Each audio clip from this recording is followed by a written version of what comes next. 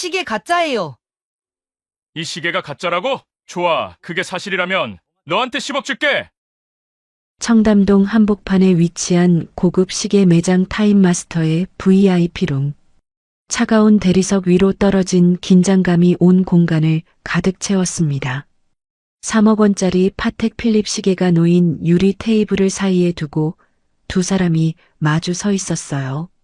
한쪽은 완벽한 정장 차림의 40대 남자.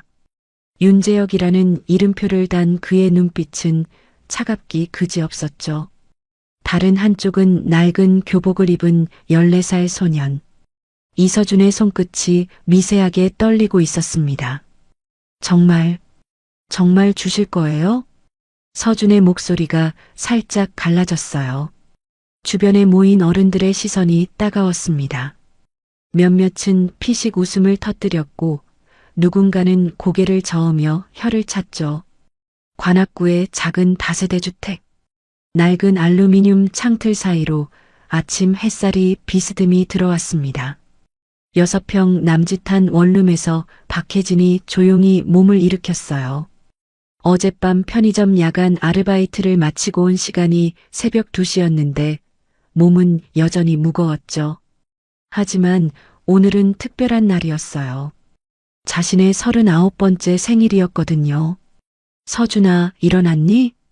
부엌에서 간단한 아침을 준비하는 엄마의 목소리에 서준이 작은 침대에서 몸을 일으켰습니다. 사실 그는 이미 1시간 전부터 깨어 있었어요. 엄마가 힘들어하는 걸 너무 잘 알고 있었거든요. 엄마, 오늘 생신이잖아요. 저녁에 같이 밥 먹어요. 혜진의 얼굴에 잠깐 미소가 스쳤습니다. 하지만 곧 걱정스러운 표정으로 바뀌었어요. 돈 많이 안 쓰고 그냥 집에서. 아니에요. 엄마가 맛있다고 하던 그 냉면집 가요. 제가 용돈 모은 걸로. 서준이 작은 돼지 저금통을 흔들어 보였습니다. 동전들이 부딪히는 소리가 경쾌하게 울렸어요. 3개월간 모은 용돈이 5만 원 정도 되었죠. 오후 2시 서준은 지하철 3호선을 타고 압구정역으로 향했습니다. 낡은 가방을 어깨에 메고 손에는 엄마가 좋아할 만한 작은 꽃다발을 들고 있었어요. 동네 꽃집에서 가장 저렴한 거였지만 그에게는 세상에서 가장 소중한 선물이었죠. 지하철에서 내려 청담동 거리를 걸을 때 서준의 눈이 휘둥그레졌어요. 번쩍거리는 고급차들과 명품 매장들이 즐비했습니다. 자신이 사는 곳과는 완전히 다른 세상이었어요. 여기서 엄마가 일하시는구나. 가슴 한편이 찌릿했습니다. 이렇게 화려한 곳에서 청소 일을 하시는 엄마를 생각하니 코끝이 시큰해졌어요. 청담동 메인 거리에 우뚝 선 3층짜리 건물. 타임마스터라는 금색 간판이 햇빛을 받아 반짝였습니다. 1층 쇼윈도우에는 수천만 원짜리 시계들이 진열되어 있었어요. 서준이 유리창에 얼굴을 바짝 대고 들여다봤습니다. 롤렉스, 오메가, 파텍 필립. 아버지가 늘 이야기해주던 명품 시계들이 바로 눈앞에 있었어요. 아빠, 이런 시계들을 매일 만지셨구나. 가슴 깊은 곳에서 그리움이 올라왔습니다. 3년 전 갑작스러운 교통사고로 세상을 떠난 아버지의 모습이 선명하게 떠올랐어요. 서준아, 시계는 단순히 시간을 보는 도구가 아니야. 수백 년의 기술과 장인 정신이 담긴 예술품이지. 이종호는 서울에서 손꼽히는 시계 수리 장인이었습니다. 30년간 명품 시계들을 다뤄온 그의 손은 마법 같았어요. 복잡한 무브먼트도 그의 손끝에서는 새 생명을 얻곤 했죠. 진짜와 가짜를 구별하는 건 비싼 장비가 아니야. 진정한 이해와 경험이지. 시계의 심장 박동을 느낄 수 있어야 해. 어린 서준은 아버지 옆에 앉아 시계들을 구경하는 게 가장 좋았어요. 복잡한 기계 부품들이 어떻게 조화롭게 움직이는지, 각 브랜드마다 어떤 특징이 있는지 모든 게 신기하고 재미있었거든요. 하지만 그 모든 게 3년 전 한순간에 사라졌습니다. 매장 1층에서 청소를 하는 엄마의 모습을 발견한 서준. 혜진은 대리석 바닥을 정성스럽게 닦고 있었어요. 몇 가닥 흩어진 머리카락이 이마에 붙어 있었죠. 엄마. 서준의 마음이 아팠습니다. 예전에는 아버지의 시계 공방을 찾는 사람들이 엄마를 사모님이라고 불렀었는데 지금은 그때 웅장한 나무 문이 열리며 한 남자가 들어왔어요.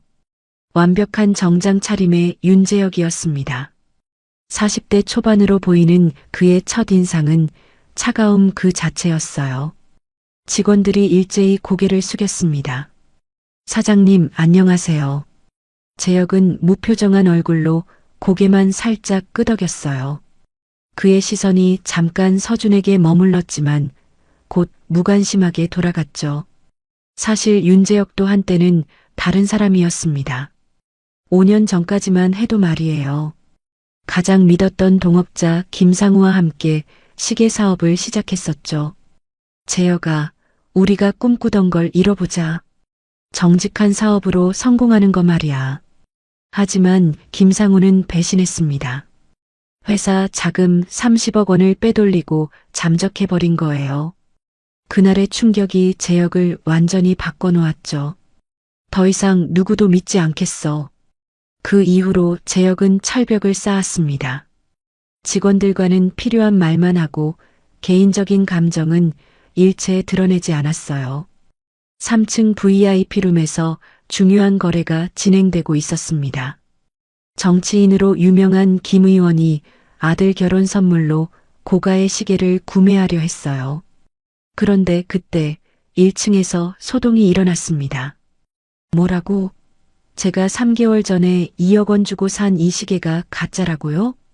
한 고객이 자신의 시계 수리를 의뢰했다가 충격적인 소식을 들었어요. 직원도 당황했고 급히 불러온 감정 전문가들도 의견이 엇갈렸죠. 잠깐 다시 한번 확인해 봐야겠는데요. 아니, 분명히 가짜가 맞는 것 같은데. 재혁이 내려왔을 때는 이미 여러 고객들이 모여 있었어요. 그때였어요. 한쪽 구석에서 조용한 목소리가 들렸습니다. 혹시 제가 봐도 될까요? 모든 시선이 서준에게 집중됐어요. 14살 소년이 2억 원짜리 시계를 감정하겠다고? 이 애가 뭘 안다고. 애들은 가만히 있어야지. 몇몇 사람들이 비웃음을 터뜨렸습니다. 하지만 재혁의 눈빛이 변했어요.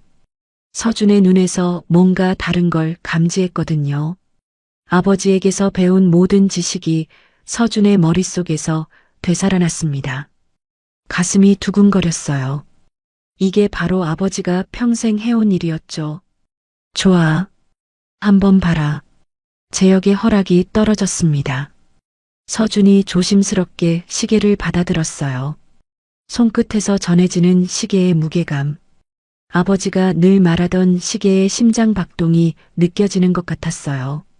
확대경을 통해 시계를 들여다보는 서준. 그의 눈빛이 점점 예리해졌습니다. 5분 후 서준이 조용히 입을 열었어요. 이 시계는 가짜입니다. 순간 정적이 흘렀습니다. 그리고 재혁의 차가운 목소리가 VIP룸 전체에 울려 퍼졌어요. 이 시계가 가짜라고? 좋아. 그게 사실이라면 너한테 10억 줄게. 10억이라고 하셨죠? 서준의 목소리가 미세하게 떨렸습니다. 손바닥에 땀이 차올랐어요. 주변에 모인 사람들의 시선이 마치 무거운 돌덩이처럼 어깨를 짓눌렀죠.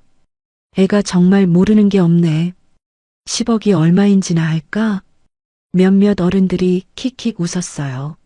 하지만 윤재혁의 표정은 진지했습니다. 차가운 눈빛이 서준을 뚫어져라 바라보고 있었어요. 맞다. 10억?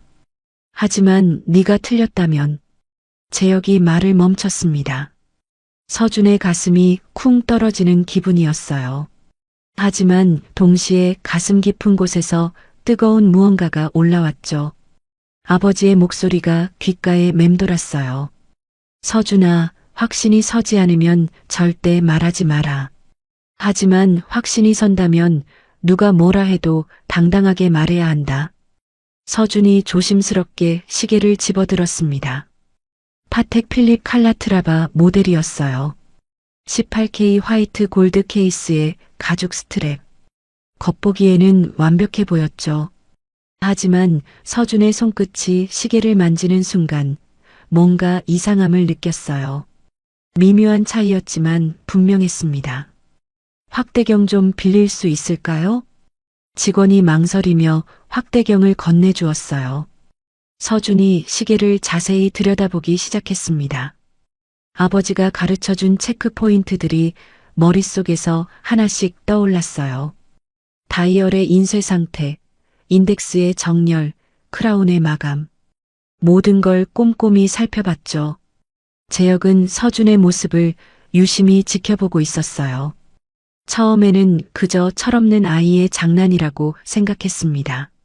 하지만 서준이 시계를 다루는 모습은 달랐어요. 손의 움직임이 자연스러웠습니다.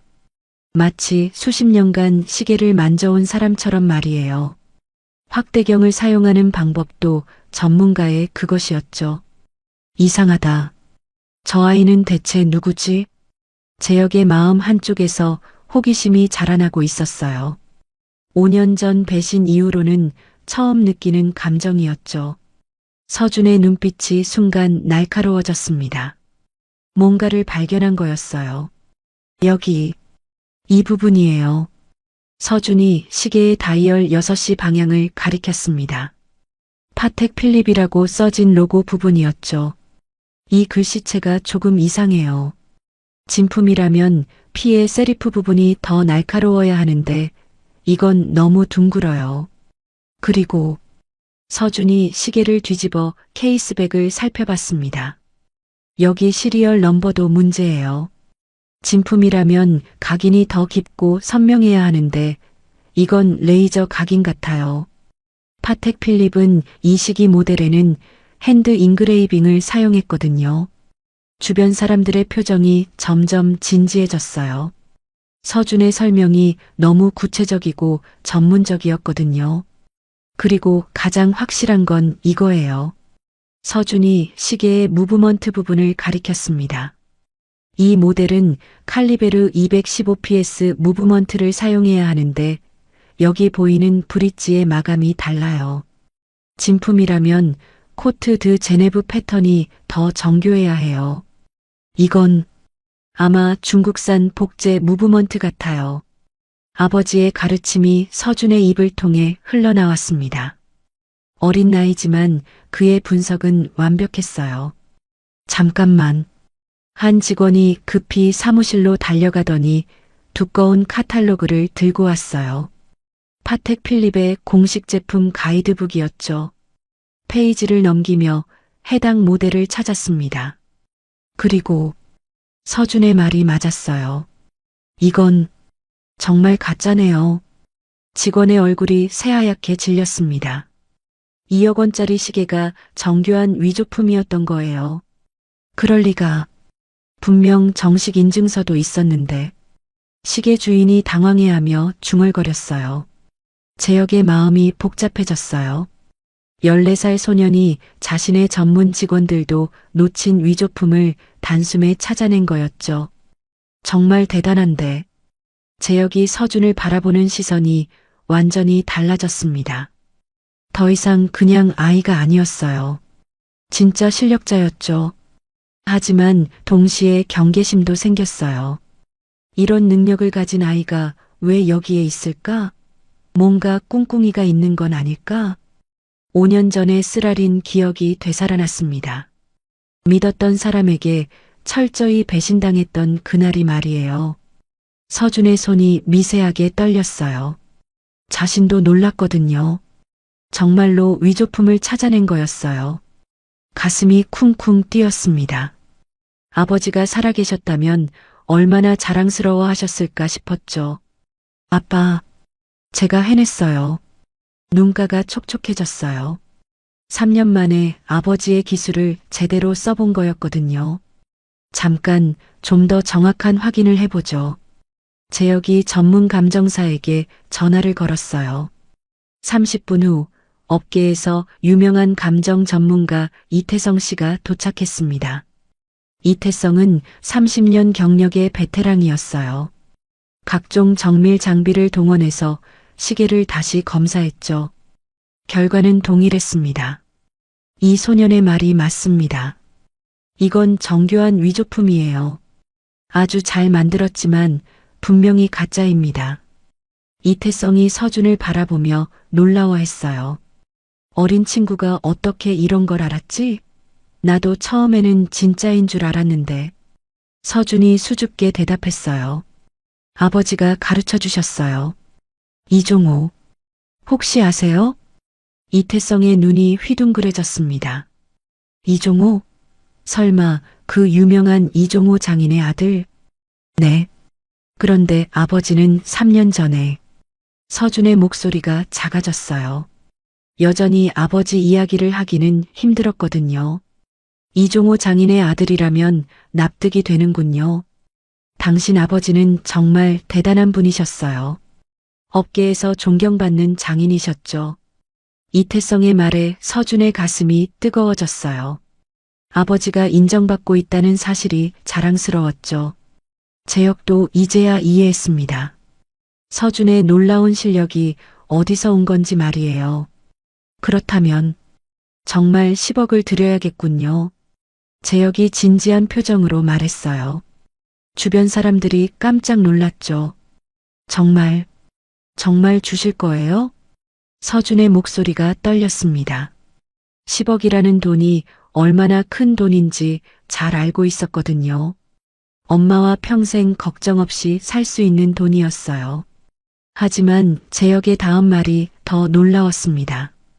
그런데 그 전에 한 가지 제안이 있어요. 재혁의 말에 모든 사람들이 숨을 죽였습니다.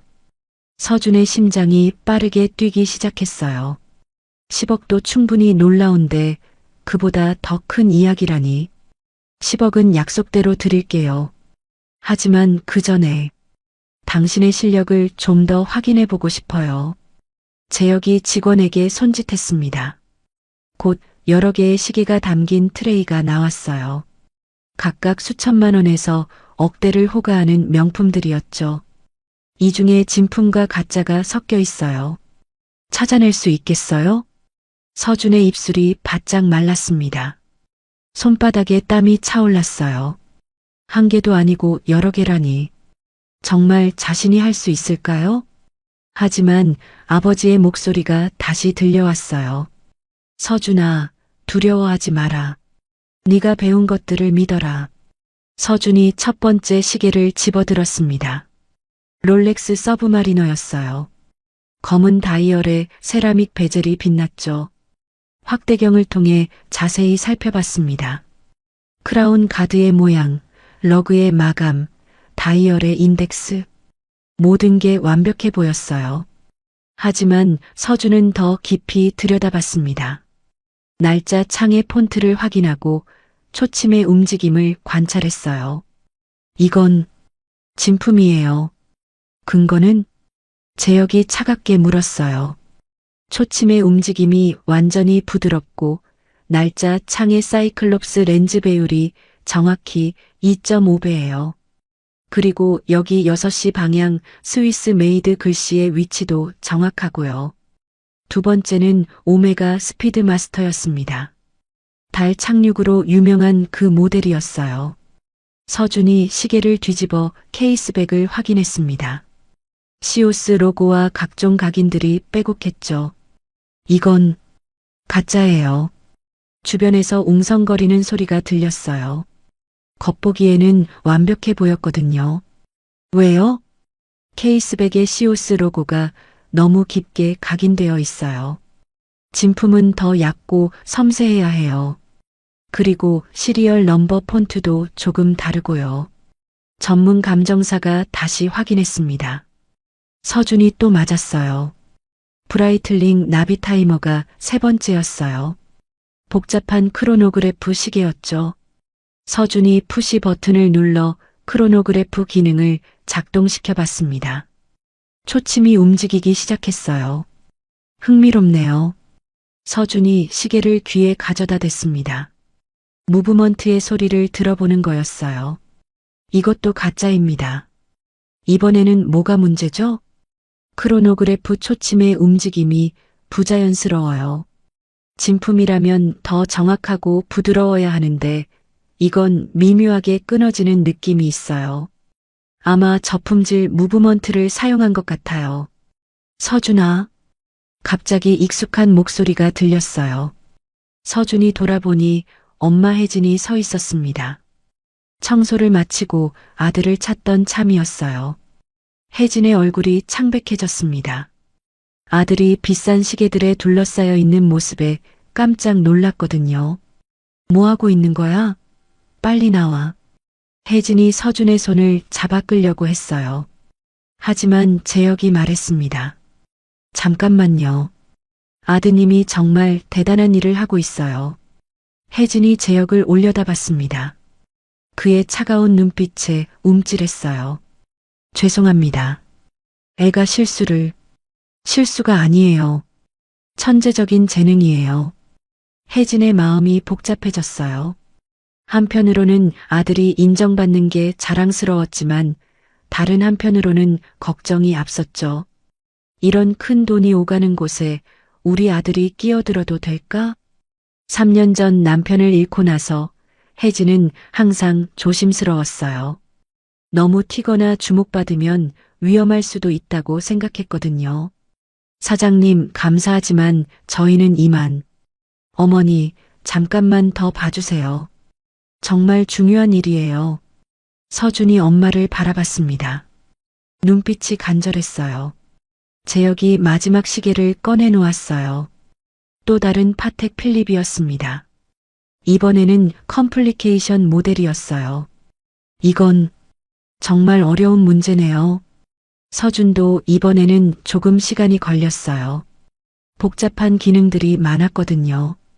다이얼에는 문페이지, 파워 리저브, 요일 표시 등이 빼곡했습니다. 서준이 각 기능을 하나씩 확인해 봤어요. 이건 진품 같은데. 서준이 망설였어요. 확신이 서지 않았거든요. 하지만 뭔가 이상해요. 문페이지 디스크의 달 모양이 조금 다른 것 같은데. 서준이 더 자세히 살펴봤어요.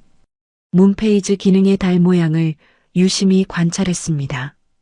아, 이거예요. 서준의 눈이 반짝였어요. 이 문페이지의 달 얼굴 표정이 달라요. 파텍 필립의 문페이지는 특별한 표정을 가지고 있는데 이건 그게 아니에요. 비슷하게 만들었지만 미묘하게 다르거든요. 전문가가 다시 확인했습니다. 또 맞았어요. 정말 놀랍네요. 이런 세세한 부분까지. 재혁의 마음이 완전히 바뀌었어요. 처음에는 의심했지만 이제는 확신했습니다. 이 아이는 진짜였어요. 5년 전 배신의 상처가 아직도 아팠지만 이번에는 다른 느낌이었어요. 순수한 재능 앞에서는 의심할 여지가 없었거든요. 대단해요. 정말 대단해. 재혁이 처음으로 미소를 지었어요. 차가웠던 표정이 조금 부드러워졌죠. 어떻게 이런 걸 다 알 수 있죠? 아버지가 가르쳐 주셨어요. 서준의 목소리가 작아졌어요. 아직도 아버지 이야기는 어려웠거든요. 재혁이 이종호에 대해 물어봤어요. 직원들이 자료를 찾아왔습니다. 이종호. 정말 유명한 분이셨네요. 업계의 전설이었어요. 자료를 보니 이종호는 정말 대단한 장인이었어요. 수많은 명품 시계 브랜드에서 그의 기술을 인정했고 복원 불가능한 시계들도 그의 손을 거치면 되살아났죠. 그런 분의 아들이라면 이해가 되네요. 재혁이 서준을 바라보는 시선이 완전히 달라졌어요. 더 이상 의심의 눈빛이 아니었죠. 좋아요. 이제 확신합니다. 재혁이 서준에게 말했어요. 당신은 정말 특별한 재능을 가지고 있어요. 나이는 어리지만 실력은 최고 수준이에요.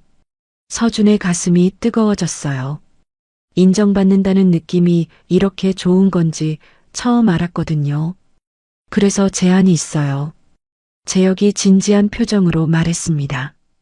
저와 함께 일해보지 않겠어요? 10억보다 훨씬 더 큰 기회를 드릴 수 있어요.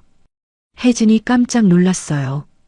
갑작스러운 제안에 어떻게 반응해야 할지 몰랐죠. 하지만 혜진이 망설였습니다. 아들의 미래가 걸린 문제였어요. 신중해야 했죠. 시간을 드릴게요. 충분히 생각해 보세요. 재혁이 명함을 건네며 말했어요. 다만 한 가지는 확실해요. 이 아이의 재능을 그냥 묻어두기에는 너무 아깝다는 것.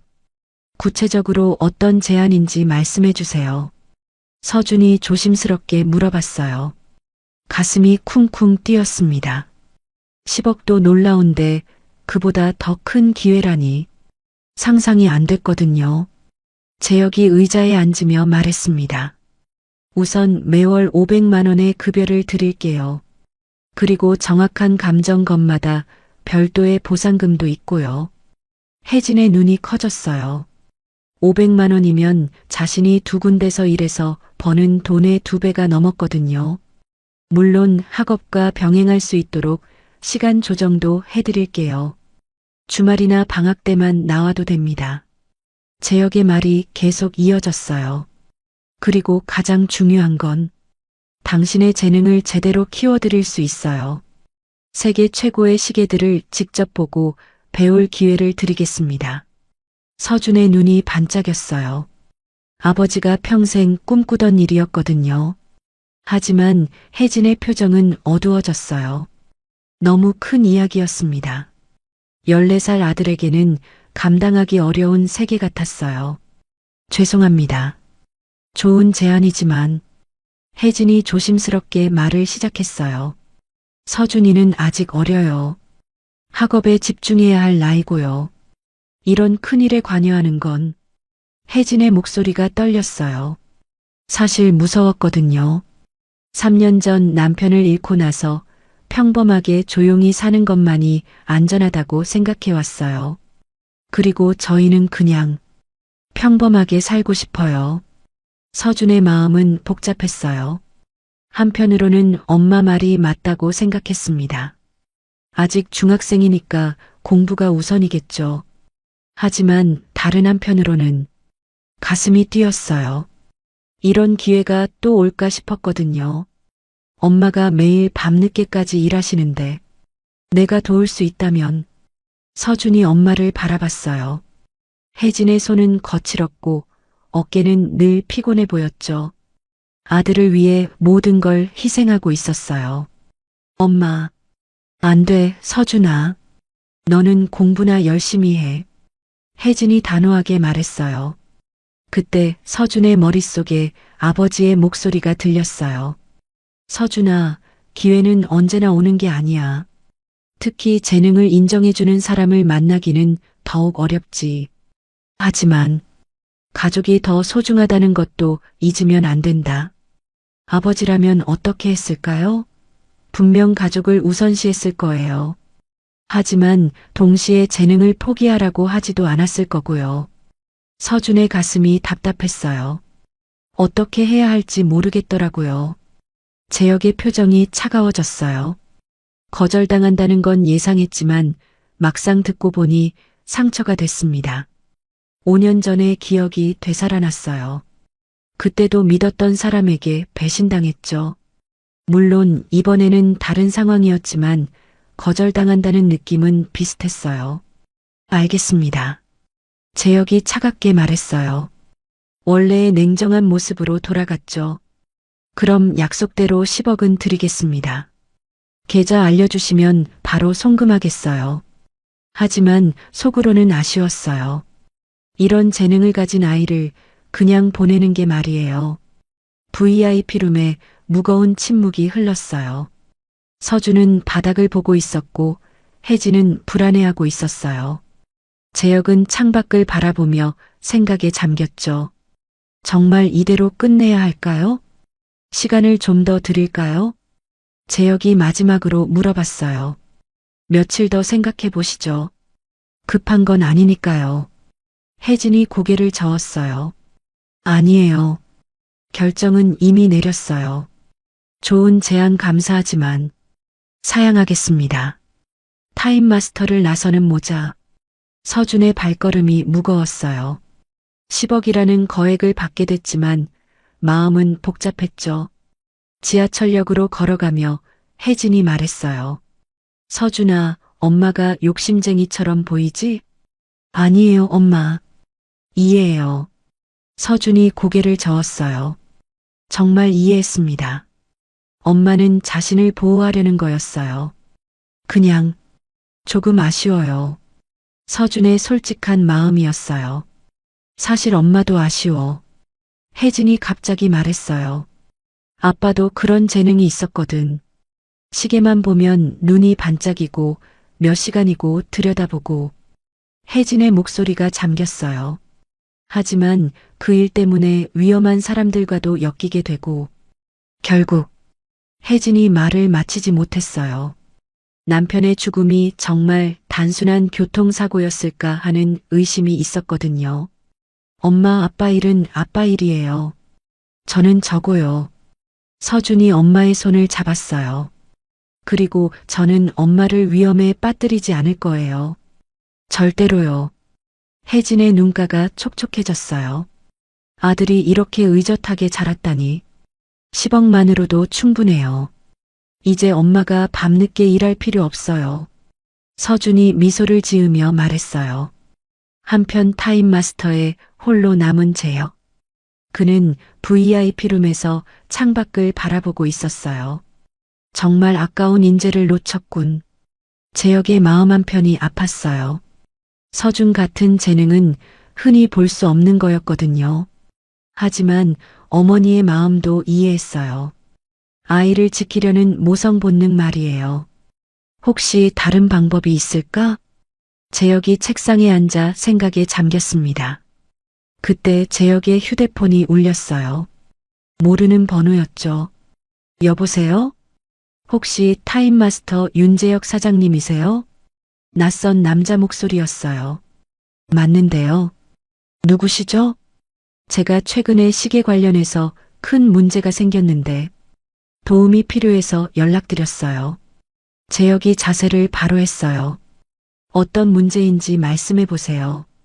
사실 저희 회사에서 대량으로 구매한 명품 시계들이 모두 가짜일 가능성이 높아졌거든요. 50억 원 규모입니다. 재혁의 눈빛이 변했어요. 이건 단순한 사업이 아니었어요. 그리고 혹시 시계 감정에 정말 뛰어난 전문가를 아시는지 급히 찾고 있어서요. 재혁의 머릿속에 서준의 모습이 떠올랐어요. 하지만 이미 거절당했죠. 일단 내일 오후에 뵙죠. 자세한 이야기를 들어봐야겠어요. 전화를 끊은 재혁.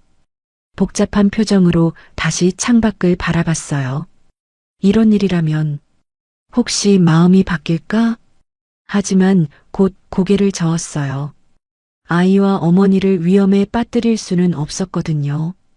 다음 날 오후 타임마스터 회의실. 재혁 앞에 앉은 남자는 40대 후반의 중견기업 대표 김동철이었어요. 그의 얼굴은 창백했고 손은 계속 떨리고 있었죠.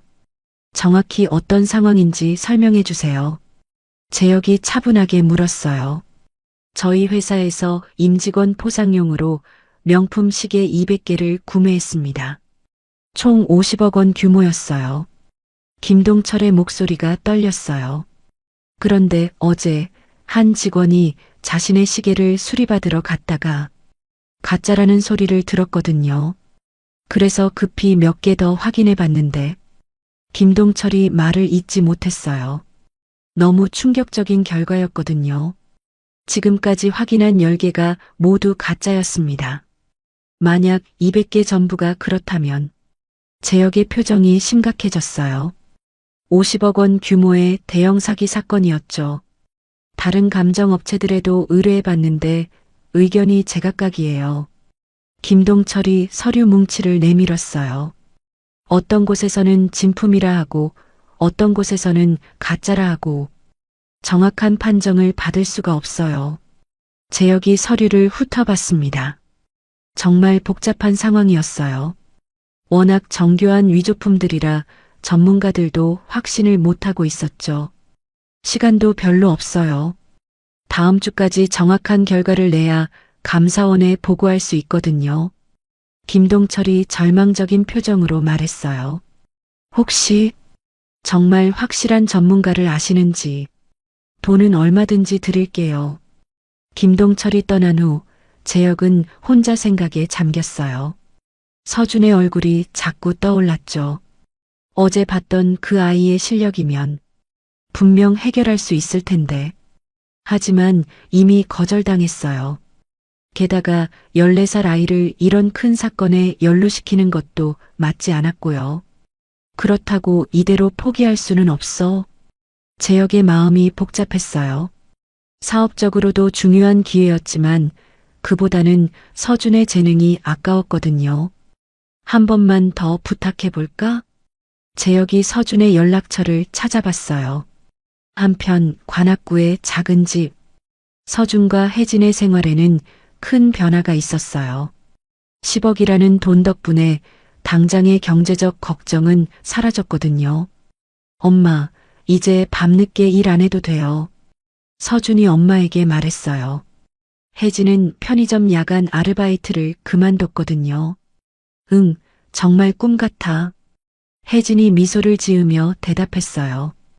오랜만에 저녁을 함께 먹을 수 있었죠. 하지만 서준의 마음 한편에는 아쉬움이 남아 있었어요. 책상 위에 놓인 시계 관련 책들을 보면서 자꾸 어제 일이 떠올랐거든요. 아빠가 보셨다면 뭐라고 하셨을까? 서준이 혼잣말로 중얼거렸어요. 그때 집 전화가 울렸어요. 모르는 번호였죠. 여보세요? 혜진이 전화를 받았어요. 혹시 이서준 학생 어머니신가요? 저는 어제 뵌 타임마스터 윤재혁입니다. 혜진의 표정이 경계심으로 가득해졌어요. 네. 무슨 일이세요? 죄송합니다. 갑작스럽게 연락드려서 사실 급하게 도움이 필요한 일이 생겼어서요. 재혁의 목소리는 어제보다 훨씬 간절했어요. 어제 말씀드렸던 정식 채용이 아니라 단 한 번만 도움을 받고 싶어서요. 어떤 일인지 말씀해 주세요. 혜진이 조심스럽게 물어봤어요. 옆에서 듣고 있던 서준의 눈빛이 호기심으로 반짝였죠. 50억 원 규모의 위조품 사건이 터졌어요. 200개의 시계가 모두 가짜일 가능성이 높은데 기존 전문가들로는 정확한 판정이 어려운 상황입니다. 재혁이 상황을 자세히 설명했어요. 만약 이 사건을 해결하지 못하면 무고한 사람들이 큰 피해를 볼 수 있어요. 그래서 서준 학생의 도움이 절실합니다. 서준의 가슴이 빠르게 뛰기 시작했어요. 물론 어제처럼 정식 채용을 말씀드리는 건 아니에요. 재혁이 신중하게 말을 이어갔어요. 단 하루, 짧게는 몇 시간만 도움을 받고 싶습니다. 그리고 안전을 최우선으로 하겠어요. 조금이라도 위험하다 싶으면 즉시 중단하겠습니다. 혜진의 마음이 조금씩 흔들리기 시작했어요. 그리고 이번 일이 잘 해결되면 5억 원의 보상금을 드리겠습니다. 서준이 깜짝 놀랐어요. 5억이라니. 혜진이 한참 생각에 잠겼어요. 돈 때문이 아니었어요. 재혁의 말을 들어보니 이건 단순한 사업이 아니라 정의의 문제 같았거든요. 무고한 사람들이 피해를 본다는 게, 네. 그 회사 직원들이 받은 시계가 모두 가짜라면 그들은 아무것도 받지 못한 셈이에요. 회사 입장에서도 50억 원의 손실이고요. 재혁의 설명에 혜진의 마음이 움직였어요.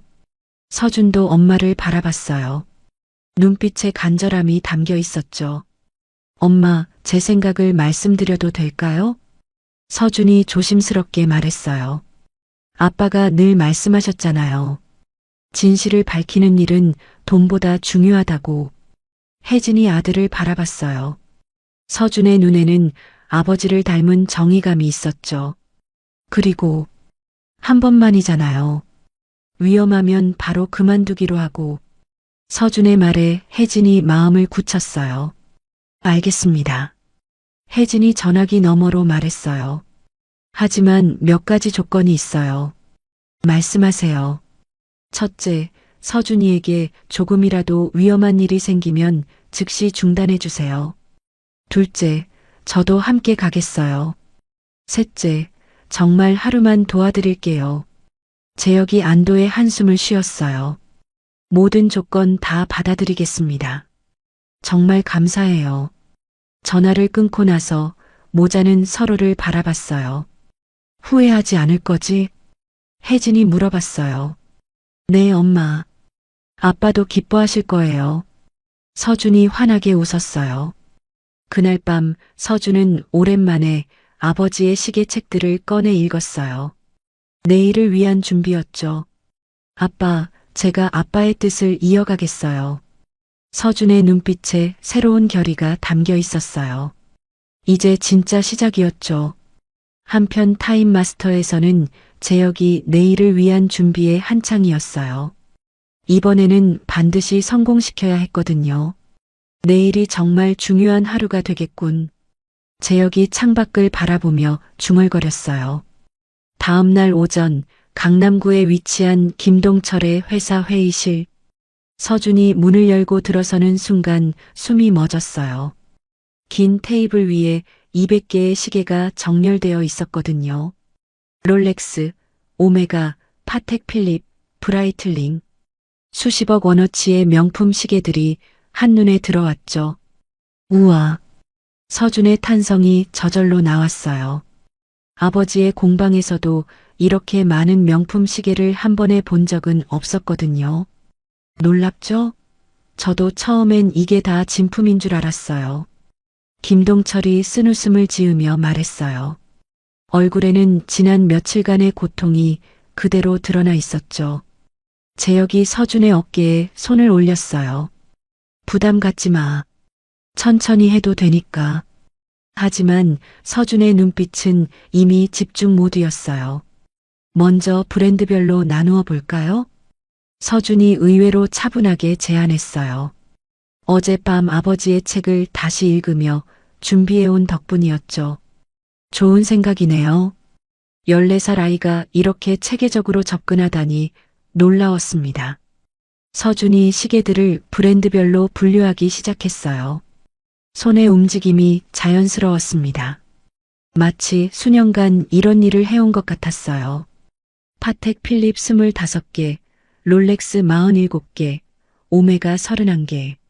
서준이 정확하게 개수를 세어가며 분류했어요. 혜진은 한쪽 구석에 앉아서 아들의 모습을 지켜봤습니다. 진지한 표정으로 일하는 서준이 남편과 너무 닮아 보였어요.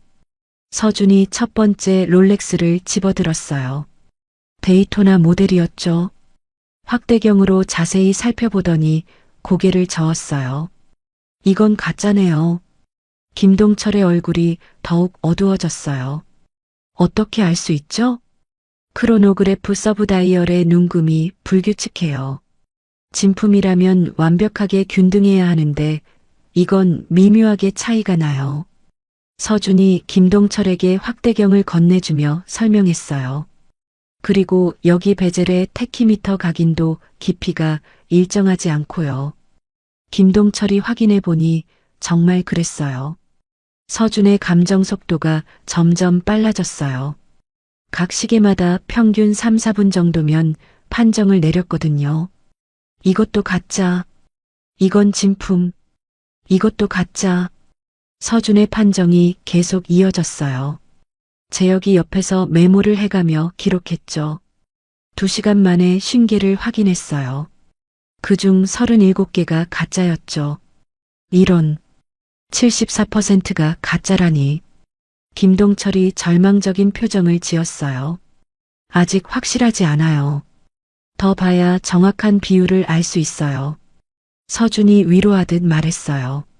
재혁은 서준의 모습을 보며 감탄했어요. 나이는 어리지만 완전히 프로의 모습이었거든요. 어떻게 이렇게 빨리 판정할 수 있어요? 아버지가 가르쳐 주신 체크 포인트들이 있어요. 각 브랜드마다 절대 놓치면 안 되는 부분들이 있거든요. 서준이 설명하며 다음 시계를 집어들었어요. 예를 들어 오메가 스피드마스터는 케이스백의 시오스 각인 깊이와 바늘의 야광 도료 색깔을 먼저 확인해요. 파텍 필립은 다이얼의 인덱스 정렬과 로고, 폰트의 세리프 모양을 보고요. 재혁이 고개를 끄덕였어요. 정말 체계적이었거든요. 점심시간 근처 식당에서 식사를 하며 재혁이 물어봤어요. 힘들지 않아요? 계속 집중해야 하니까. 아니에요. 오히려 재미있어요. 서준이 환하게 웃었어요. 아버지랑 함께 일하는 기분이에요. 아버지가 옆에서 가르쳐 주시는 것 같거든요. 혜진의 눈가가 촉촉해졌어요. 아들이 이렇게 의젓하게 자랐다니. 재혁도 마음이 따뜻해졌어요. 차가웠던 마음의 얼음이 조금씩 녹는 기분이었죠. 오후에는 더 복잡한 시계들이 기다리고 있었어요. 컴플리케이션 모델들이었죠. 이건 정말 어렵네요. 서준도 이번에는 시간이 좀 걸렸어요. 문페이지와 퍼페추얼 캘린더가 함께 있는 복잡한 시계였거든요. 재혁이 옆에서 도움을 주었어요. 이럴 때는 무브먼트를 직접 확인해 보는 게 좋아요. 맞아요. 아버지도 그렇게 하셨어요. 서준과 재혁이 함께 시계의 뒷면을 살펴봤어요. 완전한 팀워크였죠. 오후 3시쯤 서준이 이상한 점을 발견했어요. 이상하네요. 뭐가 이상해요? 재혁이 물어봤어요. 지금까지 확인한 가짜들을 보니까 모두 같은 특징이 있어요. 서준이 가짜로 판정한 시계들을 모아놓고 설명했어요. 무브먼트의 마감 방식이 똑같아요. 완전히 다른 브랜드인데도 불구하고 말이에요. 재혁의 표정이 심각해졌어요. 그게 무슨 의미죠? 같은 곳에서 만들어졌다는 뜻이에요. 이건 단순한 개별 위조가 아니라 조직적인 작업인 것 같아요. 김동철이 깜짝 놀랐어요. 조직적이라니. 그럼 저희 회사만 당한 게 아니라는 말인가요? 서준이 고개를 끄덕였어요. 아마 다른 곳에서도 비슷한 피해가 있을 거예요. 이렇게 정교한 위조품을 대량으로 만들 수 있는 곳은 많지 않거든요. 재혁이 심각한 표정으로 생각에 잠겼어요. 이건 예상보다 훨씬 큰 사건이었거든요. 그럼 어떻게 해야 하죠? 김동철이 불안하게 물어봤어요. 일단 200개 전부 확인부터 하죠. 서준이 의연하게 말했어요. 그리고 나서 증거를 정리해서 경찰에 신고해야 할 것 같아요. 재혁이 서준을 바라봤어요. 14살 아이가 이렇게 의젓할 수 있다니 놀라웠죠. 위험하지 않을까요? 혜진이 걱정스럽게 물어봤어요. 엄마, 이런 나쁜 사람들을 그냥 놔둘 수는 없어요. 서준의 눈빛에 정의감이 빛났어요. 아빠라면 분명 끝까지 하셨을 거예요. 저녁 6시 하루 일과가 끝났어요. 총 120개를 확인했고 그중 89개가 가짜였죠. 정말 고생하셨어요. 김동철이 감사를 표했어요. 내일 나머지도 확인해 주세요. 정말 감사합니다. 집으로 돌아가는 차 안에서 재혁이 서준에게 말했어요. 오늘 정말 대단했어요. 혼자서는 절대 할 수 없는 일이었어요. 서준이 수줍게 웃었어요. 재미있었어요. 아버지와 함께 일하는 기분이었거든요. 혜진이 아들의 머리를 쓰다듬으며 생각했어요. 어쩌면 이 길이 서준에게 맞는 길일지도 모르겠다고 말이에요. 하지만 아직 모르고 있었어요. 이 사건이 얼마나 위험한 일로 번질지. 다음 날 아침 서준이 김동철 회사에 도착했을 때 분위기가 이상했어요. 경비원들이 평소보다 많았고 출입구에는 CCTV가 추가로 설치되어 있었죠. 무슨 일이세요? 서준이 김동철에게 물어봤어요. 어젯밤에 회사에 침입 흔적이 있었어요. 김동철의 얼굴이 창백했어요. 다행히 시계들은 무사하지만 누군가 사무실을 뒤진 것 같아요. 서류들이 어지럽혀져 있었거든요. 재혁의 표정이 심각해졌어요. 단순한 도둑이 아니었죠. 혹시 우리가 하는 일과 관련이 있을까요? 서준이 조심스럽게 물어봤어요. 그럴 가능성이 높아요. 재혁이 주변을 살피며 말했어요. 조직적인 위조품 사업을 하는 사람들이라면 자신들의 정체가 드러나는 걸 막으려고 할 테니까요. 점심시간 서준이 화장실에 갔다가 돌아오는 길에 낯선 남자와 마주쳤어요. 40대 중반의 건장한 체격에 선글라스를 낀 남자였죠. 너 이서준이지? 남자가 서준의 앞을 막았어요. 서준의 등줄기에 찬 기운이 흘렀습니다. 누구세요? 서준의 목소리가 떨렸어요. 똑똑한 친구네. 하지만 너무 똑똑하면 위험할 수도 있어. 남자가 위협적으로 말했어요. 무슨 말씀이세요? 시계 감정 따위는 그만두는 게 좋겠어. 너와 엄마를 위해서 말이야. 남자가 서준의 어깨를 거칠게 툭 치고 사라졌어요. 서준은 그 자리에서 한참을 떨고 있었어요. 서준이 창백한 얼굴로 돌아오자 혜진이 깜짝 놀랐어요. 서준아, 왜 그래? 얼굴이 새하얗네. 엄마, 무서운 사람이 저한테. 서준이 떨리는 목소리로 상황을 설명했어요. 혜진의 얼굴도 점점 창백해졌죠. 그만하자, 서준아. 당장 그만두자. 혜진이 아들의 손을 꽉 잡았어요. 돈은 이미 충분히 벌었어. 더 이상 위험한 일은 하면 안 돼. 혜진의 목소리에 공포가 섞여 있었어요. 3년 전 남편을 잃었을 때의 기억이 되살아났거든요. 하지만 엄마, 아직 끝내지 못했는데. 안 돼. 절대 안 돼. 혜진이 거의 소리치다시피 했어요. 재혁이 모자의 대화를 들었어요. 서준이 위협받았다는 소식에 가슴이 뜨거워졌죠. 내가 이 아이를 위험에 빠뜨렸구나. 재혁은 자책감에 빠졌어요. 동시에 분노도 치솟았죠. 당장 일을 중단하고 안전한 곳으로 피하세요. 재혁이 단호하게 말했어요. 하지만 일은 어떻게 해? 일보다 사람이 중요해요. 서준 학생의 안전이 최우선이에요. 재혁의 눈빛이 달라졌어요. 5년 만에 진짜로 누군가를 지키고 싶다는 마음이 생겼거든요. 제가 보호해드리겠습니다. 재혁이 서준 모자를 자신의 집으로 데려갔어요. 강남구 한남동의 고급 주택가였죠. 여기서 며칠 지내세요. 24시간 경비가 있어서 안전해요. 재혁의 집은 정말 컸어요. 서준과 혜진에게는 꿈 같은 공간이었죠. 하지만 혜진은 불안해했어요. 이러면 안 되는데. 너무 폐가 되잖아요. 폐라니요.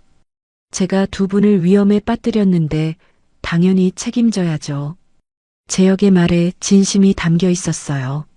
서준은 여전히 충격에서 벗어나지 못했어요.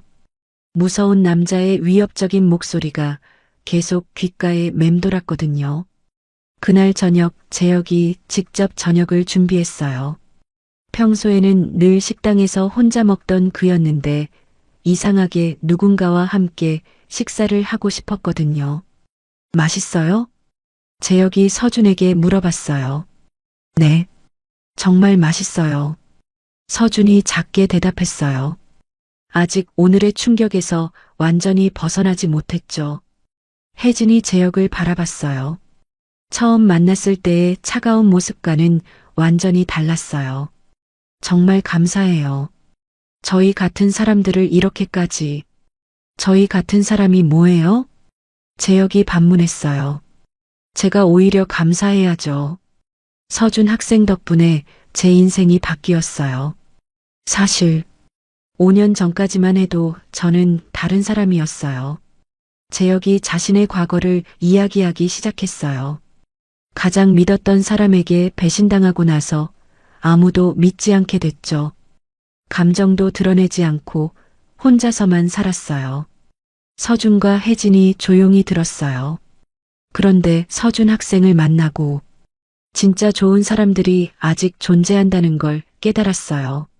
재혁의 목소리가 부드러워졌어요. 이제는 두 분이 제게 소중한 사람들이에요. 가족 같다고 할까요? 혜진의 눈가가 촉촉해졌어요. 저 포기하고 싶지 않아요. 서준이 갑자기 말했어요. 무서웠어요. 정말 무서웠어요. 하지만 이대로 그만두면 나쁜 사람들이 이기는 거잖아요. 서준의 눈빛에 의지가 돌아오기 시작했어요. 아버지가 살아계셨다면 분명 끝까지 하셨을 거예요. 설령 위험해도 말이에요. 혜진이 걱정스럽게 바라봤어요. 하지만 서준아, 엄마, 저 혼자 하는 게 아니잖아요. 서준이 재혁을 바라봤어요. 재혁 아저씨도 있고, 엄마도 있고, 우리가 함께하면 이길 수 있어요. 재혁이 서준의 말에 감동받았어요. 좋아요. 그럼 이번에는 우리가 먼저 공격해 볼까요? 어떻게요? 서준이 호기심 어린 눈으로 물어봤어요. 지금까지는 수동적으로 대응했지만 이제는 능동적으로 나가보는 거예요. 그들의 정체를 먼저 파악하는 거죠. 재혁의 눈빛이 예리해졌어요. 저한테 좋은 연줄이 있어요. 사설 탐정이랑 경찰 쪽에도 아는 사람이 있고요. 혜진이 여전히 걱정스러워했지만 아들과 재혁의 의지를 꺾을 수는 없었어요. 그날 밤 재혁의 집 거실에서 세 사람이 앉아 이야기를 나눴어요. 사실 저는 가족이 뭔지 잘 몰랐어요. 재혁이 고백했어요. 부모님은 제가 어릴 때 돌아가셨고 형제도 없고 그래서 늘 혼자였거든요. 서준이 재혁의 손을 잡았어요. 이제는 저희가 있잖아요. 혜진도 고개를 끄덕였어요. 네, 우리가 가족이에요. 재혁의 눈가에 눈물이 맺혔어요. 40년을 살면서 처음 느끼는 따뜻함이었죠. 내일부터 본격적으로 시작해 볼까요? 재혁이 말했어요. 위험하긴 하겠지만 서로 지켜주면서 해봐요. 서준이 고개를 끄덕였어요. 무서웠지만 이제는 괜찮아요. 혼자가 아니니까요. 혜진도 마침내 결심을 굳혔어요. 알겠어요. 하지만 정말 조심해야 해요. 세 사람의 손이 모였어요. 이제는 진짜 가족이 된 기분이었죠. 밖에는 여전히 위험이 도사리고 있었지만 이제 그들은 혼자가 아니었어요. 서로를 지킬 수 있는 힘이 생겼거든요. 내일부터는 정말 험난한 싸움이 시작될 거였어요. 다음 날 오전 재혁의 사무실에 낯선 남자가 찾아왔어요. 40대 초반의 단정한 차림새에 예리한 눈빛을 가진 사설 탐정 박철민이었죠. 윤 사장님, 오랜만이네요. 고마워요, 철민 씨. 급한 부탁이라 미안해요. 재혁이 악수하며 말했어요. 박철민은 재혁이 5년 전 배신당했을 때 진실을 밝혀준 고마운 사람이었어요. 이 친구가 서준이에요. 정말 대단한 재능을 가진 아이죠. 서준이 어색하게 인사했어요. 사설 탐정을 만나는 건 처음이었거든요.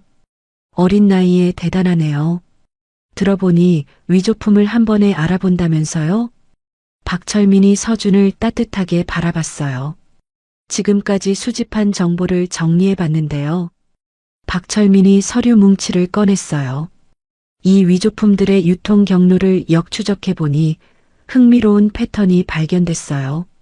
박철민이 지도 위에 붉은 점들을 찍으며 설명했어요. 모두 한 곳에서 시작돼요.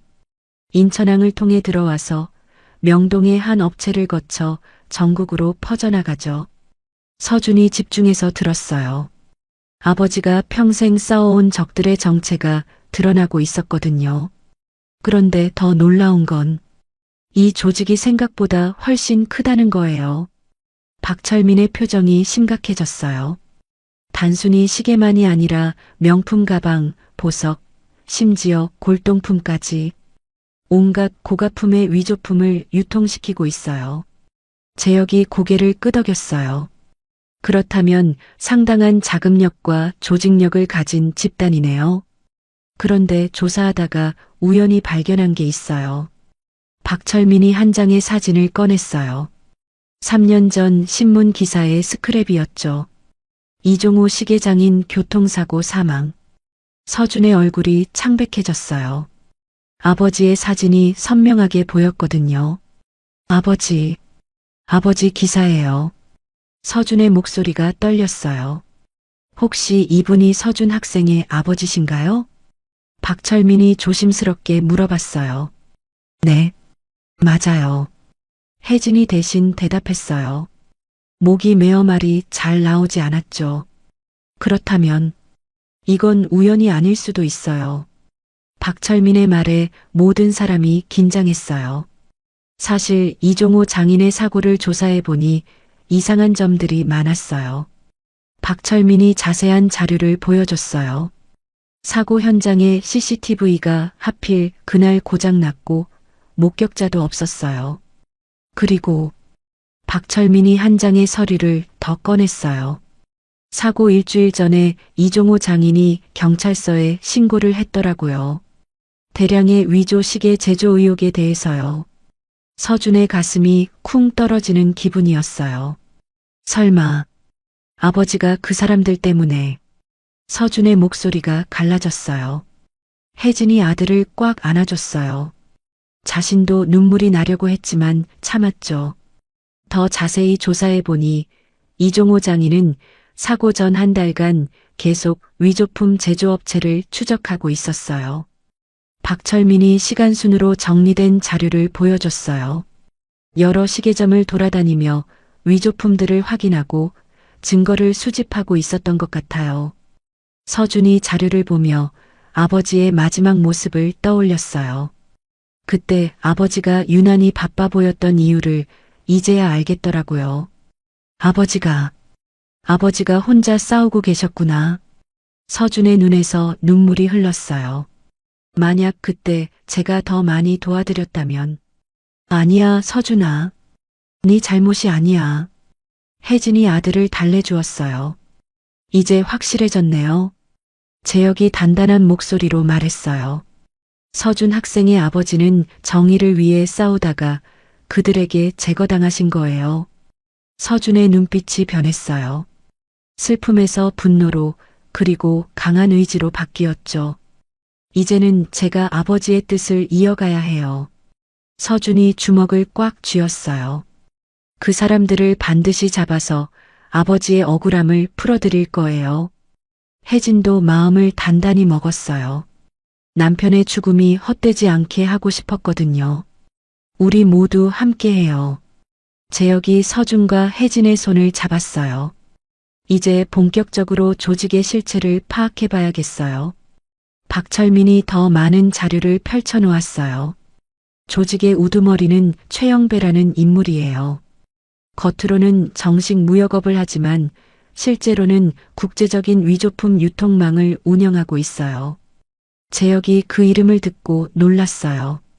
최영배. 어디서 들어본 이름인데.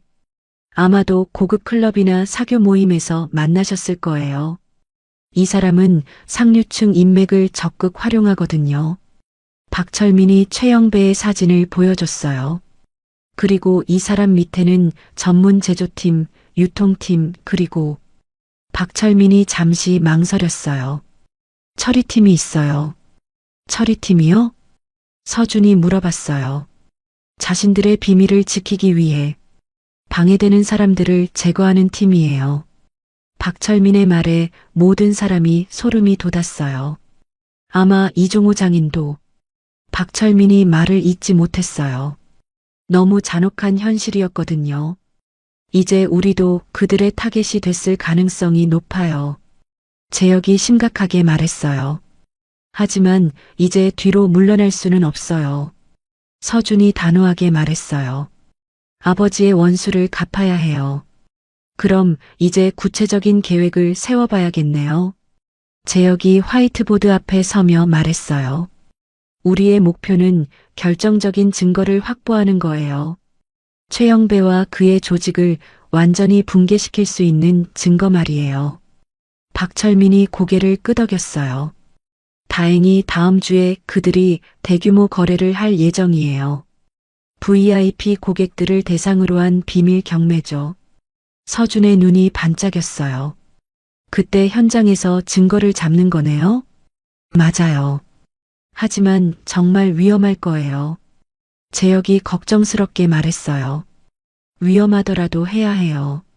서준이 의연하게 말했어요. 아버지가 목숨을 걸고 시작하신 일이에요. 제가 끝내야 해요. 혜진이 아들을 바라봤어요.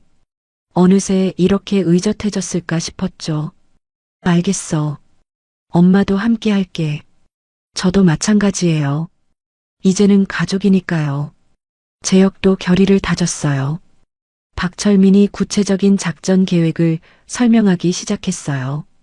경매는 3일 후 토요일 저녁에 있을 예정이에요.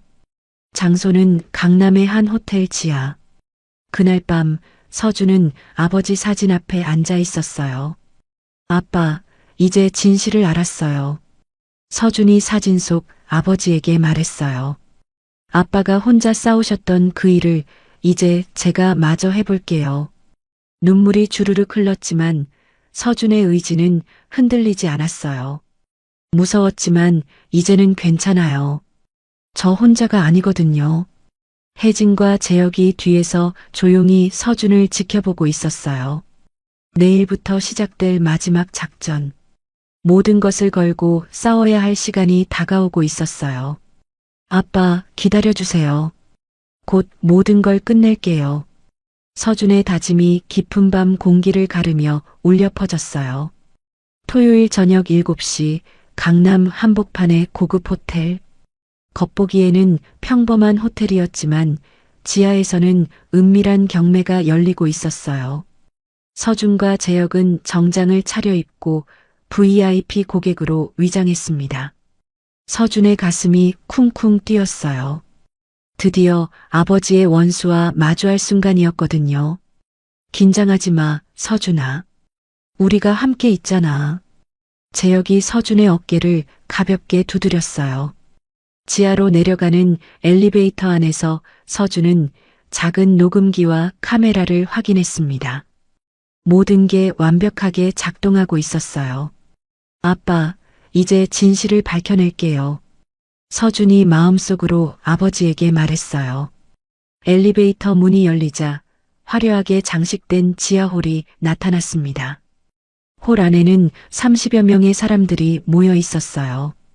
모두 정장을 입고 고급스러운 분위기를 연출하고 있었지만 그들의 눈빛에는 욕심이 가득했죠. 앞쪽 단상에는 수십 개의 명품 시계들이 진열되어 있었어요. 겉보기에는 완벽해 보이는 시계들이었지만 서준은 이미 알고 있었어요. 모두 정교한 위조품들이라는 걸 말이에요. 신사숙녀 여러분, 오늘 밤을 위해 모여주셔서 감사합니다. 단상 위로 한 남자가 올라섰어요. 50대 중반의 최영배였죠. 서준의 주먹이 저절로 꽉 쥐어졌습니다. 저 사람이 아버지를. 서준의 목소리가 떨렸어요. 진정해. 지금은 증거를 확보하는 게 중요해. 재혁이 조용히 말했어요. 오늘 준비한 컬렉션은 정말 특별합니다. 최영배가 능숙한 말솜씨로 경매를 시작했어요. 모든 제품은 정품과 구별이 불가능한 완벽한 퀄리티를 자랑하죠. 하지만 가격은 정품의 10분의 1 수준입니다. 참석자들이 웅성거렸어요. 모두들 관심이 높아 보였죠. 서준이 각 시계를 자세히 관찰했어요. 아버지가 가르쳐준 감별법으로 하나씩 확인해 갔죠. 롤렉스 데이토나, 크로노그래프 눈금 불균 등 가짜, 파텍 필름 나우틸러스, 다이얼 폰트 이상, 가짜, 오메가 시마스터, 헬륨 밸브 위치 잘못됨, 가짜, 모두 정교한 위조품들이었어요. 첫 번째 시계 경매가 시작됐어요. 파텍 필립 칼라트라바 모델이었죠. 시작가는 500만 원입니다. 경매사가 외쳤어요. 600, 700. 가격이 계속 올라갔어요. 서준은 작은 카메라로 모든 걸 녹화하고 있었습니다. 그때 최영배가 마이크를 잡았어요. 참고로 이 시계는 정품과 99.9% 동일합니다. 전문가도 구별하기 어려울 정도죠. 최영배가 직접 위조품임을 인정한 순간이었어요. 서준의 가슴이 뛰었어요. 결정적 증거를 확보한 거였죠. 경매가 계속 진행되면서 최영배의 입에서 더 많은 진실이 흘러나왔어요. 우리 조직은 3년간 완벽한 시스템을 구축해왔습니다. 최영배가 자랑스럽게 말했어요. 방해되는 사람들은 모두 제거했고 이제는 누구도 우리를 막을 수 없어요. 서준의 온몸에 소름이 돋았어요. 아버지를 죽인 것에 대한 간접적인 자백이었거든요. 재혁이 서준의 손을 꽉 잡았어요.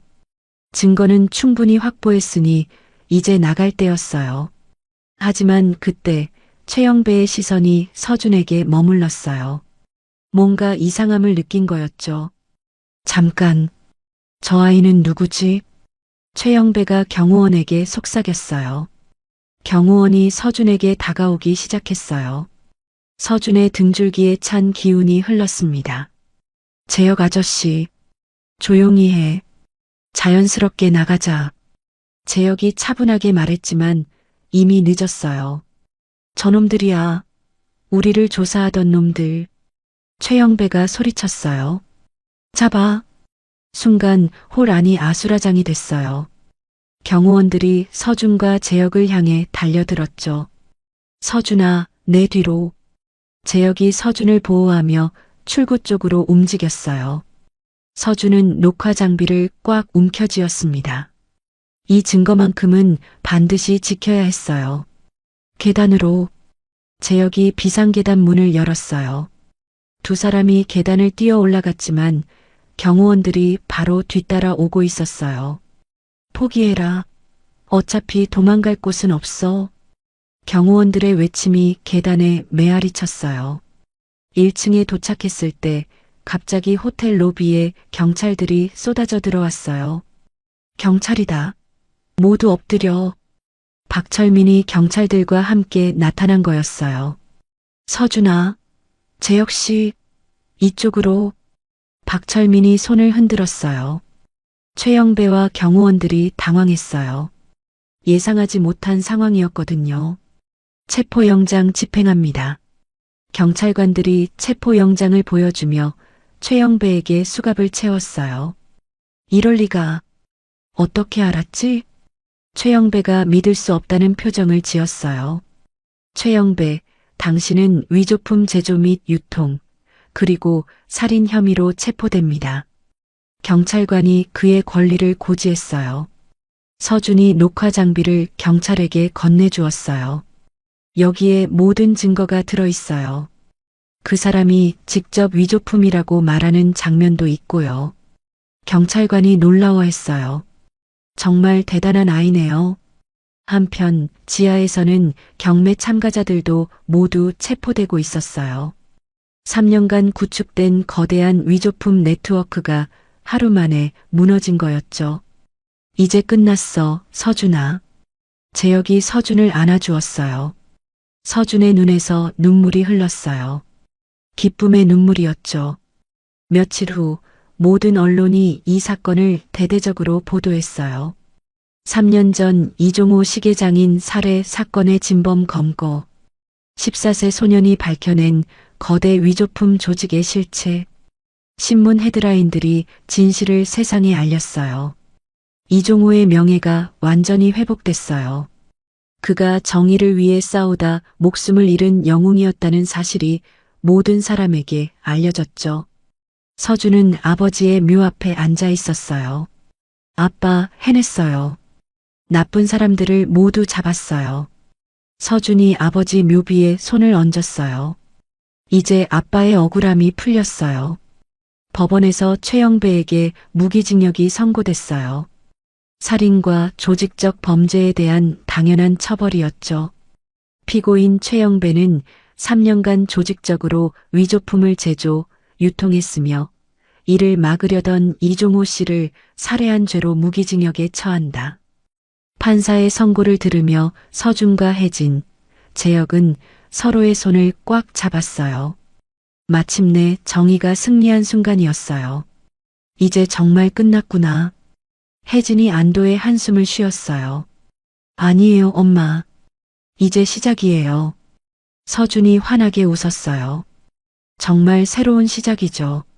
재혁도 따뜻한 미소를 지었어요.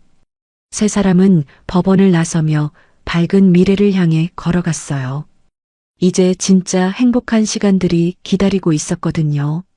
3개월 후 재혁의 한남동 집, 넓은 거실 창으로 따뜻한 햇살이 쏟아져 들어왔어요. 서준은 소파에 앉아 시계 관련 책을 읽고 있었고 혜진은 부엌에서 아침을 준비하고 있었죠. 서준아, 아침 먹어야지. 혜진의 목소리가 예전보다 훨씬 밝았어요. 더 이상 경제적 걱정도 위험에 대한 두려움도 없었거든요. 네, 엄마. 금방 갈게요. 서준도 환하게 웃었어요. 3개월 전까지만 해도 상상할 수 없었던 평화로운 일상이었죠. 재혁이 정장을 차려입고 내려왔어요. 좋은 아침이에요, 가족 여러분. 좋은 아침이에요. 서준이 밝게 인사했어요. 이제는 정말 가족이 된 기분이었거든요. 지난 3개월간 언론의 집중적인 관심을 받았지만 그들은 조용히 상처를 치유하며 새로운 삶을 준비했어요. 식탁에 앉은 재혁이 중요한 이야기를 꺼냈어요. 서준아, 너한테 정말 좋은 소식이 있어. 서준이 호기심 가득한 눈으로 바라봤어요. 스위스의 파텍 필립 본사에서 연락이 왔어. 네가 그들의 특별 교육 프로그램에 참여할 수 있다고 하더라고. 서준의 눈이 휘둥그레졌어요. 정말이요? 응. 세계 최고의 시계 장인들에게 직접 배울 수 있는 기회야. 물론 학업과 병행할 수 있도록 방학 때만 가면 돼. 혜진도 깜짝 놀랐어요. 파텍 필립이라니. 시계업계에서 가장 유명한 브랜드였거든요. 그런데 비용이 많이 들 텐데. 혜진이 걱정스럽게 말했어요. 그건 걱정하지 마세요. 제가 모든 걸 지원할 거예요. 재혁이 단호하게 말했어요. 서준이는 제 아들이니까요. 정말 괜찮은 거예요? 서준이 믿기지 않는다는 표정으로 물어봤어요. 당연하지. 네 아버지의 꿈이기도 했잖아. 재혁의 말에 서준의 눈가가 촉촉해졌어요. 그리고 혜진 씨는 타임마스터의 정식 매니저로 일하시면 어떨까요? 재혁이 혜진에게 제안했어요. 매니저요? 네. 서준이를 통해 시계업계를 많이 배우셨잖아요. 그리고 무엇보다 진정성이 있으세요. 혜진이 감격했어요. 청소부에서 매니저로 꿈도 꾸지 못한 일이었거든요. 감사해요. 정말 감사해요. 혜진의 목소리가 떨렸어요. 감사할 건 저예요. 두 분 덕분에 제가 진짜 가족을 얻었으니까요. 재혁 아저씨. 아니, 아빠. 서준이 처음으로 재혁을 아빠라고 불렀어요. 재혁의 눈에 눈물이 맺혔어요. 평생 듣고 싶었던 말이었거든요. 저 정말 열심히 공부할게요. 그리고 꼭 아버지, 친아버지 같은 훌륭한 시계 장인이 될게요. 서준의 말에 진심이 담겨 있었어요. 그리고 나쁜 사람들이 또 나타나면 제가 막을 거예요. 아버지의 뜻을 이어서요. 혜진이 아들을 자랑스럽게 바라봤어요. 어느새 이렇게 의젓해졌을까 싶었죠. 서준아, 네가 있어서 정말 다행이야. 혜진이 아들을 꽉 안아줬어요. 일주일 후 타임마스터 매장. 혜진은 깔끔한 정장을 입고 고객을 맡고 있었어요. 어서 오세요. 타임마스터입니다. 예전의 청소부 혜진과는 완전히 다른 모습이었어요. 당당하고 자신감 넘쳤죠. 이 시계에 대해 문의 주셨는데요. 혜진이 전문적으로 설명하기 시작했어요. 지난 몇 달간 서준에게 배운 지식들이 도움이 됐거든요. 재혁이 멀리서 그 모습을 지켜보며 흐뭇해했어요. 정말 많이 변하셨네요. 직원이 재혁에게 말했어요. 사람은 환경에 따라 달라지는 것 같아요. 기회만 주어지면 누구든 빛날 수 있죠. 재혁의 말에 따뜻함이 담겨 있었어요. 한편 서준은 학교에서도 유명인이 됐어요. 위조품 조직을 잡은 중학생이라는 소문이 퍼졌거든요. 서준아, 정말 대단해. 나중에 시계 사줄 수 있어? 친구들이 몰려와서 말했어요. 서준은 쑥스럽게 웃었어요. 하지만 자랑스럽기도 했죠. 시계는 진짜만 사드릴게요. 서준의 농담에 친구들이 웃음을 터뜨렸어요. 방과 후 서준은 타임마스터로 향했어요. 요즘 재혁이 개인 지도를 해주고 있었거든요. 오늘은 복잡한 컴플리케이션에 대해 배워볼까? 재혁이 특별한 시계를 꺼내놓았어요. 우와, 이게 그 유명한 그랑 컴플리케이션이에요? 서준의 눈이 반짝였어요. 맞아. 이제 네가 이런 시계들도 완벽하게 이해할 수 있어야 해. 재혁이 시계의 구조를 하나씩 설명해 줬어요.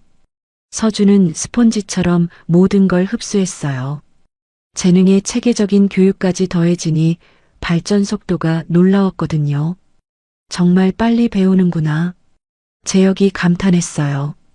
아버지가 기초를 워낙 잘 가르쳐 주셨거든요. 서준이 환하게 웃었어요. 그날 저녁 세 사람이 함께 저녁을 먹었어요. 이제는 완전히 자연스러워진 일상이었죠. 오늘 매장에서 고객이 서준이 이야기를 하더라고. 혜진이 말했어요. 어떤 이야기요? 서준이 호기심스럽게 물어봤어요. 신문에서 봤는데 진짜 대단한 아이라고. 그런 아이가 여기서 일하냐고 물어보던걸. 혜진의 목소리에 자랑스러움이 가득했어요. 엄마가 더 대단해요. 매니저 일을 이렇게 빨리 배우시다니. 서준이 엄마를 칭찬했어요. 우리 가족은 모두 대단해. 재혁이 웃으며 말했어요. 정말 따뜻한 가족의 모습이었어요. 주말 서준은 아버지 묘를 찾았어요. 이제는 혼자가 아니라 재혁과 혜진이 함께였죠. 아빠 안녕하세요. 서준이 아버지 묘비 앞에 꽃을 놓았어요. 많은 일이 있었어요. 아빠의 원수도 갚았고 새로운 아빠도 생겼어요. 서준이 재혁을 바라봤어요. 물론 아빠를 대신할 수는 없지만 정말 좋은 분이에요. 재혁도 조용히 절했어요. 이종호 형님, 서준이를 잘 키우겠습니다. 재혁의 약속에 진심이 담겨 있었어요. 혜진도 남편의 묘 앞에서 마음을 정리했어요. 여보, 이제는 걱정하지 마. 서준이도 나도 정말 행복해. 몇 주 후 인천공항. 서준이 스위스로 떠나는 날이었어요. 파텍 필립 교육 프로그램 참가를 위해서였죠. 조심히 다녀와. 혜진이 아들을 꽉 안아줬어요. 걱정하지 마세요, 엄마. 금방 다녀올게요. 서준이 밝게 웃었어요. 그리고 많은 걸 배워와서 아빠처럼 훌륭한 장인이 될 거예요. 재혁이 서준의 어깨에 손을 얹었어요. 무리하지 말고 천천히 배워. 시간은 충분해. 네, 아빠. 서준이 환하게 웃으며 출국장으로 향했어요. 창문 너머로 서준을 바라보는 재혁과 혜진. 두 사람의 얼굴에는 흐뭇한 미소가 가득했어요. 정말 꿈 같아요. 혜진이 중얼거렸어요. 몇 달 전까지만 해도 상상도 못했던 일들이. 인생은 정말 신기해요. 재혁이 대답했어요.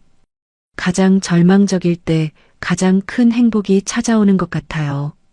비행기가 푸른 하늘로 날아올랐어요. 서준의 새로운 모험이 시작되는 순간이었죠.